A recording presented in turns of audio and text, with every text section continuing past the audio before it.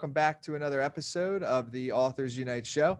Today we got Jessie Krieger with us. So welcome to the show, man. What's up? Good to see you, Tyler. Good to be here. You Back in the too, hot man. seat all these Yeah. years later.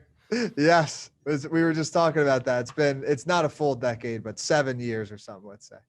Um, if you can, start us off for the people that don't know, just a little bit more about you and what you do. Sure, I'm the founder and publisher of Lifestyle Entrepreneurs Press. We call ourselves the publisher for the passionate.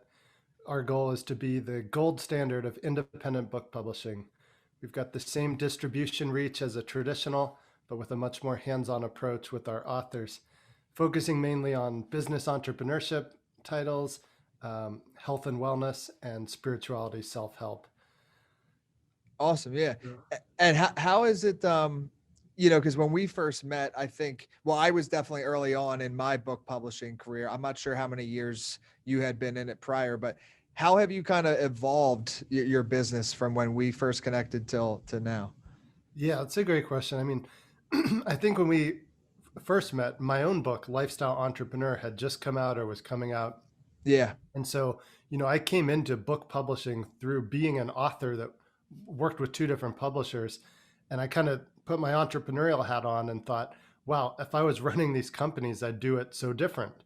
And it's not a judgment call on like publishing companies or anything, but rather I saw an opportunity to support authors through the entire life cycle, and ideally through their author career, so multiple books, but really as creating a business asset, like a strategic tool that positions them just right. So from the early stages, it was advising other authors how to do like a bestseller launch on Amazon and like kind of glorified self-publishing. And then we got our first distribution deal in 2017.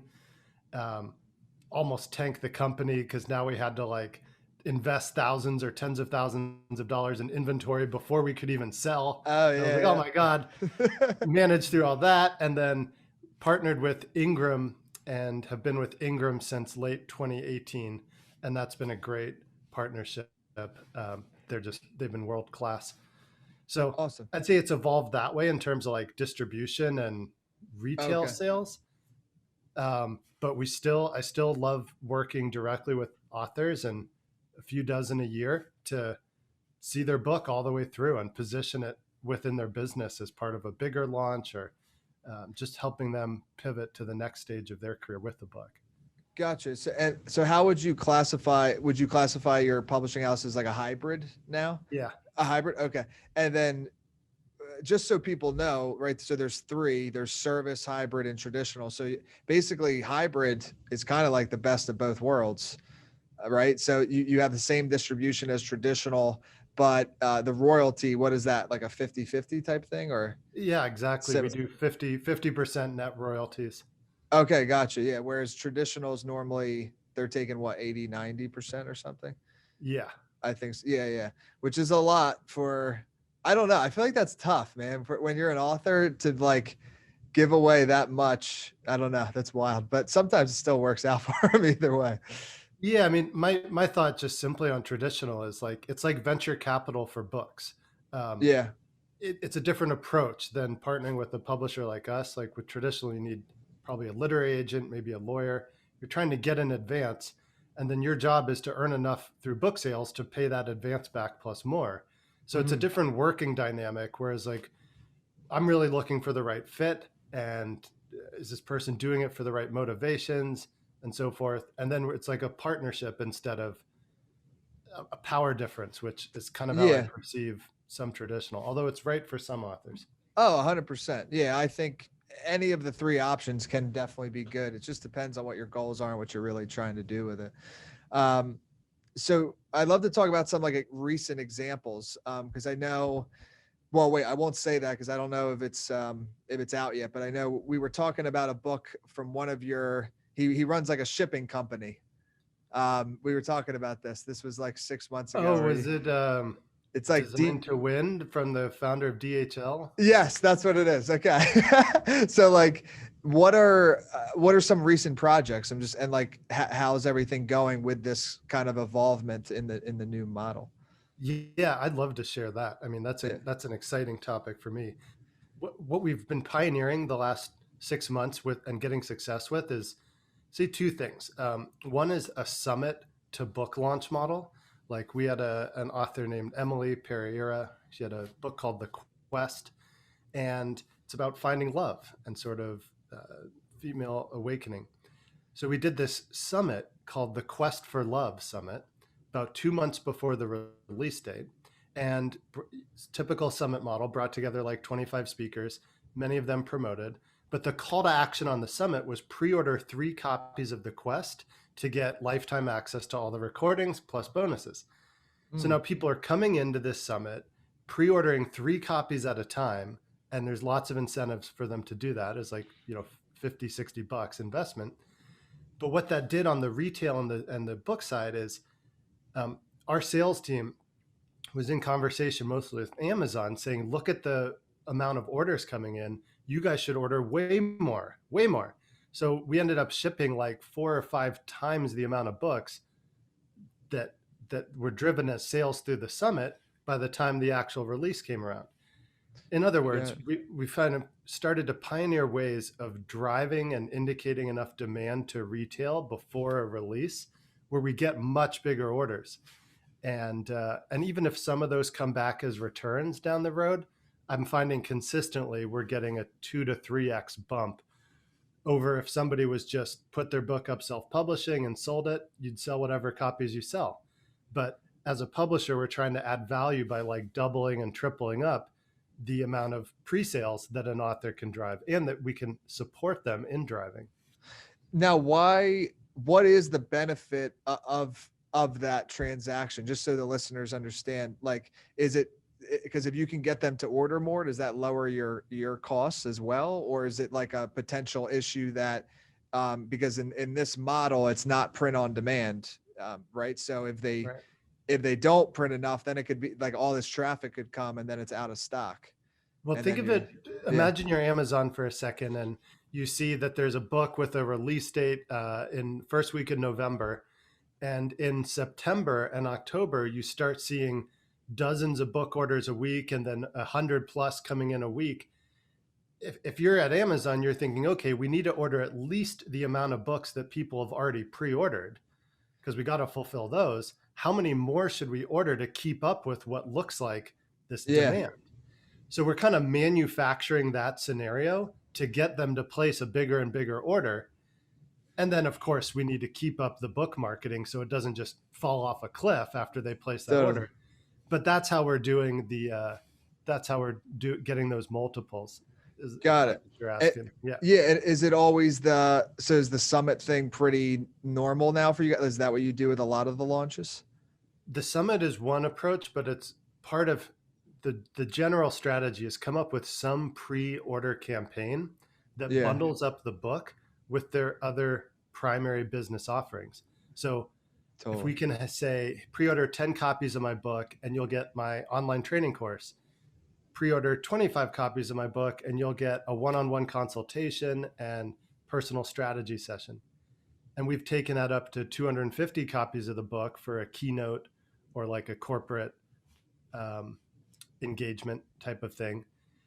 And that's the approach overall, is bundling up their business offerings or positioning book sales as a mechanism to access something else that the author does.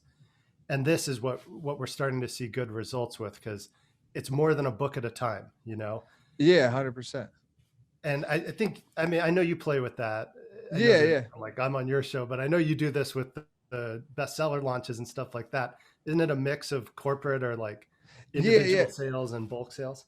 With so we were just a part of a New York Times launch. It hit like 2 or 3 weeks ago, and that was a very intense like pre-order campaign. And there was like bundle. One of the main offers was basically this guy had a bunch of courses that was valued at about $10,000.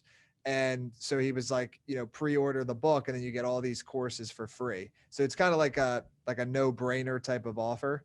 And then it's also a lot of collaborative like efforts, like having your friends or, business partners, whatever you want to call, mail out for you. And because there's a back end, you can affiliate track. Cause obviously affiliate tracking on book sales is like you're not going to make much probably, but No, yeah, you spoke to exactly like with the summit example. The people that promoted the summit, they weren't getting a cut of those 3 book sales, but after the summit, the author did a $5,000 course offer, and then they affiliated on that. So yeah, 360 degrees. It's like getting the partner to promote the book or the book offers, and then finding what's the win for them to do so. Now, have you ever, because I've been a part of a lot of summits. I've never actually trying to, I've put on kind of like a mini summit. I've never like gone all out and like put together like a huge summit. Have you ever turned one on like evergreen? So like after it went really well and you were like, let's just keep this puppy rolling. Yeah, we can even link it up. Bestsellersummitonline.com. I Okay. ran that like 3 years ago. I think you were on it. Yeah. There you go. So I was like, I've been on But a it's bunch of been them. evergreen ever since. Oh, So that's awesome. Okay. and so I think that's just a good strategy generally. I think that's what we're doing now with the Quest. Now that it's been a month or two since the book launch, we'll turn that summit evergreen and keep that pre-order 2 or 3 copies of the book. And now it's an ongoing market crank, or rather just order 2 copies of the book instead of pre-order. Yeah. No, and it's way better too, because when you send somebody, as you know, that's always the biggest thing. Like when you send somebody to buy a book directly to the store, you're not getting the customer data. So ultimately, for the author's benefit, pretty much any traffic the author's sending should be through their website or something where they can catch the actual information. Um, And just yeah. I mean, to get one layer deeper on the strategy, we have them forward the receipt if they're buying 10 or 25 or whatever, so that then the author can tag in their own customer relationship, in their own email client or whatever, that this person bought this bundle, that this. So yeah, we're capturing and segmenting that buyer data while running Yeah. these campaigns with the author. 100%. And then Which is important. that $5,000 offer is like, and again, depends on the goals, right? So bestseller list is one thing, there's strategy for that, but business growth from a book as a whole, completely other thing. So that's awesome that you'll turn that. And now when it's evergreen, how does that, not to get so technical, but is it still, do you have like the timers and everything, or like, is it just like open? How does that work on an evergreen? I had the timers and everything running on my summit when it was Yeah. evergreen. At some point, I turned the timers off just because it seemed like overkill, or maybe I didn't want to pay for deadline funnel every month. But Oh yeah, that's what I was trying to remember. Idea. You could actually literally pace people through the same timed experience as when the summit was running. Yeah, which is cool. But I think agreed. Yeah. Gotcha. But I find with the summits, just since we're on the topic, having the one-time offer right after they opt in, we saw, I think 70% of our all access pass sales were right after people opted in, as opposed to after the whole summit and now access is going to go away was the other call to action. Got it. That makes sense. And so I wanted to ask you too, because you and there's some people that have talked about actually. Do you call your place the Publishing Palace? Yeah. Okay, cool. So what is at the Publishing Palace? Tell me. I've never. I'm in the Publishing Palace. Yeah, I thought so. I was like, I think you're in it right now. It's also my home. Okay. But I got this place. It's on a 3rd acre. There's a garden, a pool. We've had big events in the backyard. I host dinner parties here every month with 25 to 30 authors and entrepreneurs. That's awesome. And I used to rent it out on Airbnb, not so much these days, but I listed it as the Publishing Palace. And nice. Take a book once you once you rented the place. That's cool. It's kind of for fun. And also, you may know Angela, who runs Author Incubator, had the Author Castle. Yes. She bought a castle. So I was like, you know what? She's got a castle. I need a palace. And yeah, I told her that, and we had a laugh about it. But very nice. All right. Well, I got a bungalow or something. The or book bungalow. The book bungalow house. I don't know. That's awesome. You get the beachfront bungalow, though. Yeah, that's what we'll do it in Miami. That's because she's in DC, I think. So yeah, we'll get Washington, Vegas, Miami. All right, we're coming. Yeah. I was gonna ask too. So a few dozen authors every year is what you do now. Is it with that? I feel like it's maybe less than what you were doing before, but it's like way more integrated and in a sense more I'm losing the right word, but choosy, right? Like it's actually, you're making sure like very good fit and it's a long term Yeah. type of. So that's why I was thinking with the publishing palace, like, and I don't know if you integrate all your clients into it, but I just feel like if somebody publishes with you guys, you're on their team forever, is how it seems to me in a That's sense. how I look at it, although forever can be a scary word for Yeah, people. So for sure. I say for the Okay. life of the book, which Okay. is Yeah. forever. Um, Yeah. but yeah, Got it. that's kind of the idea. I mean, I guess I really decided around 2017 or so. I was like, I could keep doing bestseller launches on Amazon and glorified self-publishing support, or build, for the long term. And that was kind of the decision going into distribution. But with some Mhm. of our authors, we're on books number 3, even book number 4. So that's a multi-year relationship. And I just find I enjoy that at this stage of my life and career. I like having it's now a growing family, but a few dozen authors where we're in some stage of partnership or tuning into a marketing strategy. And just the I like that more than every customer is a new customer, and Totally. everybody's meeting me for the first time in that context. So we really get to unpack over months and years, which I guess I enjoy it. I do enjoy it. Yeah, it's more rewarding. And I actually think it's an easier business model because it's something, it's a little bit different than us, but to relate to it is like how we've grown our business is through partnerships, like just handling the marketing for like publishers, ghostwriters, editors, and then they refer to us. And we go like we've gone really hard with that. Like I've full sales team. We're talking like hundreds of calls with these types of individuals every week. But what I started to notice, right? So I did, this was like 2 years ago. I looked through my CRM, looked at all of our partners, and it came out to be there's like 30 of them that made up like 80% of the revenue out of over 3,000 conversations that we had had. And then I was like, okay, what if I just like be, like I'm already really close with these 30 people, but like, what if I like pay more attention, right? And not keep trying to add on top, but rather build like only add a couple more big partners every year or something like that and kind of grow more like that. And it's just an easier model, I feel.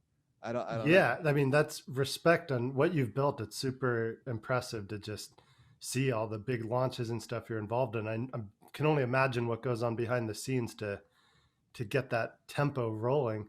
You Yeah. know, from my point of view, it's kind of interesting. I've been thinking about this one lately.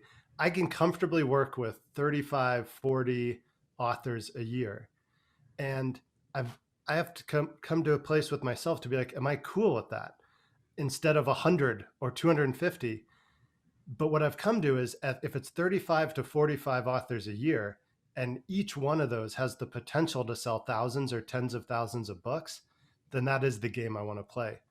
And so that's that longer term support. Is that doesn't happen overnight, but with time we can kind of reliably start to generate thousands and thousands of book sales through some strategy and finding what the right fit is. So Mm-hmm. I guess that's how I've been looking at it now, but I've always loved and appreciated partners. Now authors are one of our biggest source of referrals. Yeah. And just being out there like this, I'm an open book to talk about anything on Yeah. any on any platform, anytime. Okay. Awesome. All right, I'll start asking the dangerous questions now. No, what is the I guess if somebody wanted to publish you, what kind of like what's your guys' criteria or how do you determine if it is a good fit? Yeah, we're looking mostly at entrepreneurship and practical how to as a Okay. type of books. Um, Healthy lifestyles, health and wellness. And that can be something like we've got a book, Thrive State, on peak performance, but we've Oh, also got cool. topic specific stuff like the concussion repair manual, um, New Hope for Sciatica, holistic health approaches. I love those and love doctors as authors. And then spirituality, self help, living your best life, awakening, topics like that. Those 3 buckets, those are the categories where we're going to be the best fit. Um, Okay. is What that what about you were asking? yeah, kind of. So is it like so those are the topics, but then does it is it similar in a sense of traditional where the author has to have like a following, or do you look at that at all? Or is it more like you check out the content and you're like, all right, look, you don't have a following yet, but we believe in this content. Like, let's do this, you know? Yeah, that's a great question. I think there's two different approach vectors. There's either someone that has a large following and a platform, but either may not have monetized it or just hasn't done a book yet. So they could have, 100,000, hundreds of thousands of people on social or podcast downloads, but maybe they haven't really made offers or haven't monetized. Or there's somebody coming at it like that wants to build their audience and build their list, so to speak, in the course of doing the book. And I think they're both valid, although it's obviously easier to work with someone that has a platform. But if someone has a good business, but just doesn't have a big presence, the book publishing is kind of the bridge into being a more public figure and building their audience and building partnerships in that process. But yeah, what I'm looking for is either it's two things really. It's the platform and it's their motivation. Like, is this the right fit? Is this the right time? Are they the right person? And why do they want to do this? So I'll always ask, what's a big win for you, to go through this whole process? And I listen intently to what they say, because if the motivation, if there's an expectation, like I'm going to make so much just from book royalties, I don't even have a back end offer and it's all going to come from book sales, then that tells me we need to have a deeper conversation about expectation. But if someone's like, I really just see this book as an act of service, I want to get it into as many people's hands as possible, and for a select few, I've got a high-end offer, then that's a good motivation because it just wants to get a broad distribution instead of like, I'm going to make all my money from selling the books. Totally. And that's just an illustration, but I'm seeing how they're thinking about it and contrasting that with if I think it's a good opportunity with their topic and title. Yeah, no, I think it's similar approach with us in a sense where it's just expectations for us. Like when we hop on a call, whether it's me or one of our members of our sales team, I'm just like, hey, just find out like what they want. And if it aligns with us and we can if we can get them there, then we should do business together. If we can't, then, then it's not a good fit, because just like you said, some people, and I don't know why it is this way. It's just people aren't, they haven't done a book before. They do come into it, and like on sales calls, I've had people like crunch numbers with me. They're like, all right, so this is how much it's going to cost. And then we're going to sell the book at this price. And then I'll make like $500,000 in the first year. So I'm like, on book sales alone, it's like, probably not. But there is still that like misconception that like, once you hit bestseller, then it's like, it's done. Then you're like set, move to Miami, and you just, You've showed us the way, Tyler. You showed us the way. or you move to Vegas, wherever you want to go. But it's well, I don't know. It's funny, but it's just, it's mistaken is really what it is. It's a mistake. Publishing is a black box. Like, this isn't something that's taught in school. So Yeah. I relish in the opportunity to just have the publishing conversation, as I now call it. I do it multiple times a day, sometimes a dozen or more a week. And just by being in that conversation, it's fun to see how I can compress a 9 to 12 month experience into like a 30, 40 minute call. And I think of that is kind of the way I'm approaching it in those calls with an author, is we're mapping out what the next year of their life or an aspect of a year of their life is going to look like. And if they're excited and on board and like motivated by that, then that's a huge signal to me, a positive one, as opposed to like, hey, I've got this thing, I need to get it out in the next 3 months. And like, I'm only halfway through writing it. We need to back up a little and unpack that one, right? Yeah. So I wanted to ask you, now that you said that, so what is your, I did this for myself a few days ago, so that's why I'm curious for you. What's your current like day to day, and then contrast it from like what's your like dream life scenario? Like if you were to plan out your dream week, or maybe you're already living it. I'm not sure. But yeah, it's a big question. Well, okay. I'll start with my current week, and yeah, it's at least partially my dream week. I feel okay, I love what I do. It's very fortunate, but I would say I have maybe 25 scheduled appointments in a week. I let my authors drive the train. I just give them a link and say, plug into my calendar when we want to. So we just have a pulse. So I'm pulsing with maybe 10 to 15 authors a week, wherever they're at in the publishing process. And the other calls are either partners with Ingram, our distributor, just doing planning and logistics coordination, and podcasts and media is maybe 10% of my time. Like I think I'm on Got it. 1 to 2 shows a week sometimes. Okay. So it's a mix of that. I usually start work around 9:30 or 10 and knock off by 4, sometimes 5. And I try and maintain balance. Like I've gotten close to burning out enough times to know that there's no glory in working 10 or 12-hour days, like back to back to back. If I need to get it done at some time, then I'll make the time. But I try and be super focused and really intentional when I'm sitting in this chair and working on publishing, and then take real time off and counterbalance and do something else. And within that flow, it's pretty enjoyable. So Got it. if there was a difference with my dream week, I'd say just a larger adding a 0 to everything. Like instead of talking about how we're getting ready to print and ship 5,000 books, maybe it's 50,000 books, right? So similar approach, but it's just scaling up responsibly, I think, is the fun part. It would Got be it. fun to travel a little more, but that's like everybody the last year. Yeah, yeah. World's a little different now. So I want to talk about that too. You said burnout there. So like, I can't remember what because I've seen some of your Facebook posts. I think, was there a time where like, so your book comes out, your publishing company's going really well. And then was there just like an awakening moment or something where you just like felt maybe you got trapped in the hustle and then you like kind of stepped back. And then because of that, you built this kind of new direction for the company? Yeah, it's a really great question. I feel like it happens every 12 to 18 months. Oh, Like, okay. um, not that everything changes, but every 1 to 2 years, um, really every year, I guess, I try something new intentionally. Like last year, we operated Publishizer.com, the crowdfunding platform for Yeah, authors. yeah. Big fan of that. That's awesome. But then the end of last year, I gave it back and we're not operating it anymore. Okay. But Yeah. now we're doing crowdfunding launches to start our publishing partnerships.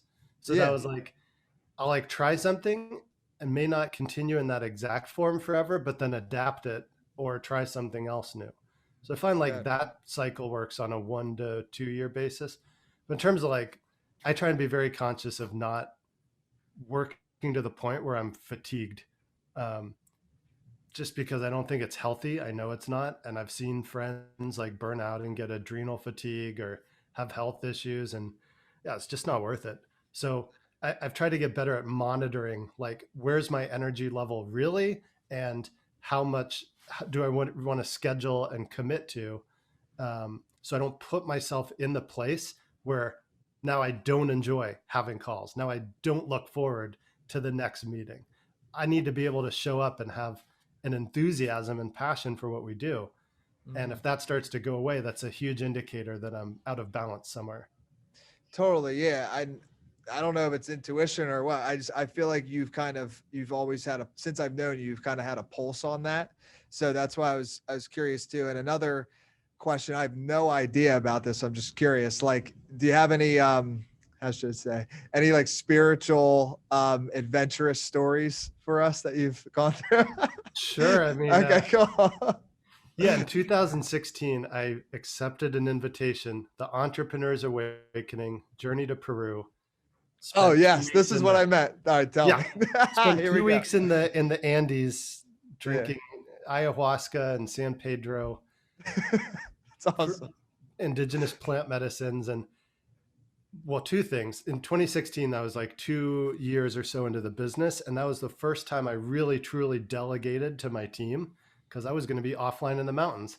So that itself shifted something. But the medicine person Javier that we visited ended up in a publishing partnership where we've now published Ayahuasca, Soul Medicine of the Amazon Jungle, San Pedro Huachuma, the Toei Datura Diaries, A Gift of Love poetry and art book.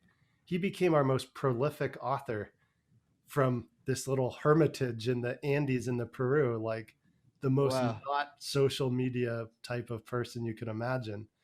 So it catalyzed an amazing chapter of my publishing work where, I didn't even charge him anything. It's just, I felt so moved by my own experience that I let myself be guided to help share plant medicine and those type of modalities through publishing. And so that's one example. And Yeah. since then I've appeared in people's dreams and taught them how to write their book. I've had people have visions of me, unexplainable. I don't understand the entirety of it, but what I'm tuned into more than ever is I'm meant to meet the right people. I'm meant to connect with certain people at the stage in their life where they're coming into this publishing journey. And I'm positioned to be a real resource and ally and support for them.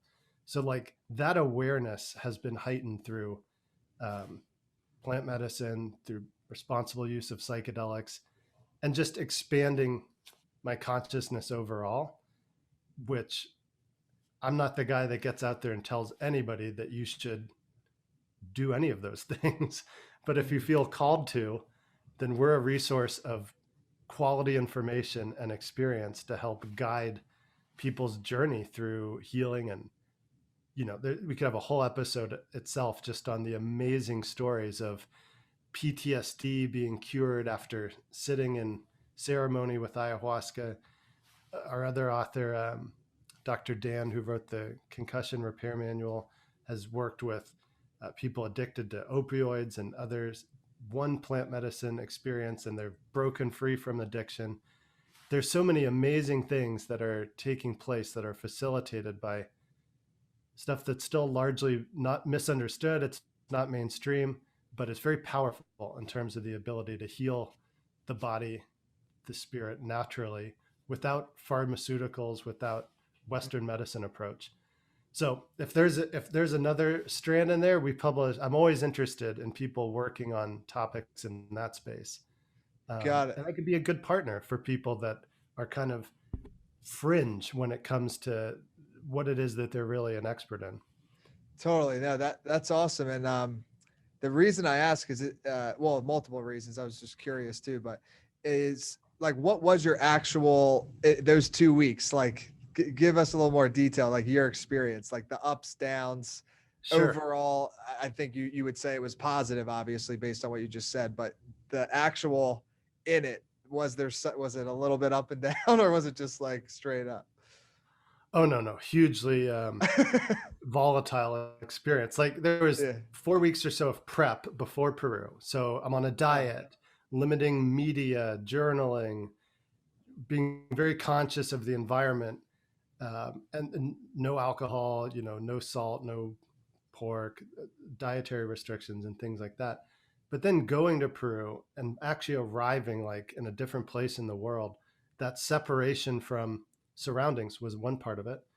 And then actually sitting in ceremony and drinking, whether it's San Pedro, which was like a 12 to 14-hour experience outside in silence, laying down or walking around barefoot in Javier's garden, looking at the Andes, and just having an experience of self, ultimately of self-love and self-acceptance, which is always profound, but was especially profound for me at that time. As if I'm honest, I had looked for external sources of validation and love, traveling around the world, starting businesses in different industries, doing adventurous stuff.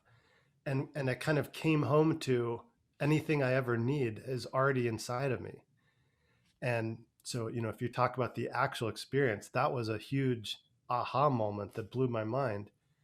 And then how that unpacked, it shifted my family dynamic, it shifted my relationship dynamics. Eventually, it shifted how I run this publishing company, although that took a little longer to unpack. And I would honestly say I still feel like I'm harvesting lessons and making new connections as a result of saying yes and going down that medicine path that Yeah. that still show up to this day, like 4 years later. Wow, that Um, is awesome. Is it's I pretty wild. And like the Yeah, final good. thing I'd say is that was a group of 10 guys. It was a men's trip. So Entrepreneurs Awakening, 10 entrepreneurs, Peruvian Andes, 2 weeks of plant medicine. In those 2 weeks, I got closer with those guys than most other people. Like, and so there's something about the shared experience and the people that you meet, like going into something like an ayahuasca journey, that can form amazing relationships. I ended up publishing 4 other people's books that were on that trip, in Oh, addition to Javier's 4 books. So that's awesome. couldn't have seen that one coming in advance. Yeah. Is ayahuasca like a little bit less time? Like is that like 4 to 6 hours? Yeah, that is more like 4 to 6, maybe more like 6 to 8. With Okay. the ayahuascas at night, um, basically through the evening, and at some point close to sunrise, everything's winding down and you can go to bed. Okay. But ayahuasca means the vine of death. I mean, Oh, I didn't know that. Okay. yeah, maybe some people don't. I felt like I had this awareness, and I was super trepidatious about drinking something that simulates the dying experience. Yeah. But there's something amazing in surrendering control and then emerging stronger having done so. And I think that is the experience of, I experienced dying and being reborn. It's kind Yeah. of fantastical to just say it, but Yeah, no, that's awesome. from the firsthand experience, yeah, it's pretty wild stuff. Well, I would imagine because it doesn't seem that crazy to me, right? When you were saying the stories of like, somebody PTSD or like opioid addiction, because when I feel like that's one of our biggest issues is that we want to be so in control, and then that wanting of control maybe gives anxiety. And then when you have anxiety, you choose a drug or a drink or something to numb the anxiety for a short period, but then that, hurts your body, and then that gives you more anxiety. And it's like this, it's not funny really at all. It's just a never ending cycle. So the letting go and actually feeling as if you experience death, I don't know, I feel like that could actually make a lifelong change. Yeah, I can give one Yeah. specific example if you want of how this Yeah. played out. Like, this is on topic with book publishing too. From a young age, it's probably why I'm in book publishing. My dad has been 2 weeks away from finishing a book that's going to change the world, and I'm going to be the one to bring it out. So like, my dad's been working on a book for over 20 years. Oh, And when wow. I was in my teens, I was getting these lectures, and then now I'm an adult, and then I became an author, and then I actually started a publishing company. Somewhere in that dynamic was like, "Hey dad, look, now I run a publishing company. Now we can get your book out." And yet it still was never done. Still was never done. So when I went to Peru, it helped shift that dynamic, because there had been a dynamic like with my father of, "Hey, when's your book going to be done?" And then him being like, "It's almost done, it's going to be amazing," and then that just going on forever. This experience, among other things, shifted that whole narrative that was running in my head. And it's funny because now that was 2016, 4 or 5 years later, his book's still not out, but I'm not sitting here thinking like, "Oh, you're so bad for not finishing your book. Look what everything I did to make it so easy for you to get your book out." Yeah. I'm not running that story anymore. And like, if it's ever ready or whenever he wants my support, I'm more than happy to. But it unwound bonds like that of patterns, family patterns. And you Interesting. could get really deep, with this stuff, and it is pretty deep stuff. But but that was the result of, the weeks and months that followed it. It wasn't like drank ayahuasca, woke up the next day, everything's better. Woo! Yeah. No, that makes sense. Okay. Yeah. I because I've heard stories like all over the board, but it seems like at least from what I've heard, the end result seems to always be good. At least so far, I haven't heard of a negative, but I have heard of like during it can get, well, I mean, I guess like you said, I mean, you literally die, not literally, but like almost, or it feels like it. So that's probably not the best feeling ever during the happening of it. No, no. No, it's not. So I don't know. I still haven't done it, but I'm curious about it. And from some of the people I've talked to, they're like, they kind of just say you'll know when you wanna when it's time. Like it just Well, I'm happy. I'll get you a free copy of Ayahuasca, the book, if you want one. But okay. the thing we didn't talk about is I was invited on that trip for the 2 years prior to 2016 and 2014. Hey, Jesse, want to come to Peru? No, I knew it was a no. 2015. Hey, we're getting another group for Peru. You want to come? No. 2016. Hey, Jesse, yes, I'm in. Mm. And that time it was a yes. So I can relate that, like, when it was time or when I was ready, it was apparent. Whereas before, it didn't seem like a good idea, and I didn't want to force it. Now, why? Just to dive a little deeper into that, like what awareness did you have there to like know? Was it kind of was it just like you felt ready in that moment, or as leading up to it, did you know they were going to ask you again that year, and you were kind of feeling into it, like I think I'm ready this year, just based on like other elements or whatever? It's a good question.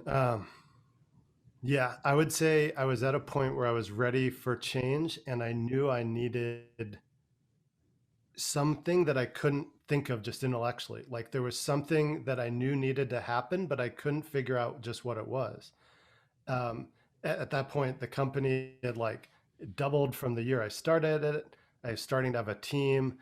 Um, and I was like, if I keep going this direction, I need to up level myself or else this thing's going to get away from me. And Mm-hmm. you know how it is like with entrepreneurship. So I saw it like, okay, I need to level up myself and my own leadership and that. And also, I was like, what is this dynamic with my father was one, my dating and love life was another dynamic. I just wanted some new clarity on. I felt like I was in a pattern that Yeah, had been continuing for a while, and there wasn't an easy way to change it. And so I guess those are got it. some of the that's some of where I was in 2016. But I also saw Michael Costuros, who runs these trips, like ayahuasca was becoming a little more popular. Like when we went, he had been featured in Rolling Stone. Fast Company sent a video crew down to video document part of our trip. So I was like, this isn't just me wanting to go like have an experience in the mountains. This is like part of a consciousness movement for entrepreneurs. So I guess I was attracted to that too. Yeah. But And no, it makes yeah, sense too. And when if you kind of feel, besides the other stuff, but if you kind of feel like you're in a pattern that you can't break out of, I mean, that's definitely one way to break out of it. Like that would work. yeah. So that's awesome. And like, my book, Lifestyle Entrepreneur, is about traveling the world and having fun adventures. I found that that was one way to change up whatever's going on in life is change geography, like go to another country, go have an experience somewhere else. But I'd gotten away from that a little as I was building the business and living in Vegas and less of a wild ass. Yeah. And like, how do I become a little more domesticated? That's awesome. Um, well, cool. So I guess I want to leave it to you. If there's anything else you want to share, please do. But then also, like website where people can stay in touch with you. And yeah, I'm glad we got to kind of talk about, book stuff, but also I got a little bit more deeper into who Jesse is. So that was cool. Yeah, thanks, man. It's a Yeah. great conversation. And so in terms of anything else to cover, I think we covered quite a bit. Hopefully you get an idea of just the experience of publishing and the publishing journey and what it's like to have a real partner in your author journey. Of course, self-publishing has never been easier, and traditionals are still signing deals. But if you took away from this that there's a third way of partnership and support and strategic guidance, that's the game that we're playing. And if that resonates with you, you could find us at lifestyleentrepreneurspress.com. can Google me, Jessie Krieger. There's a bunch of results, and hope to connect with y'all somewhere soon. Perfect, man. Thanks again for coming on. Thanks so much.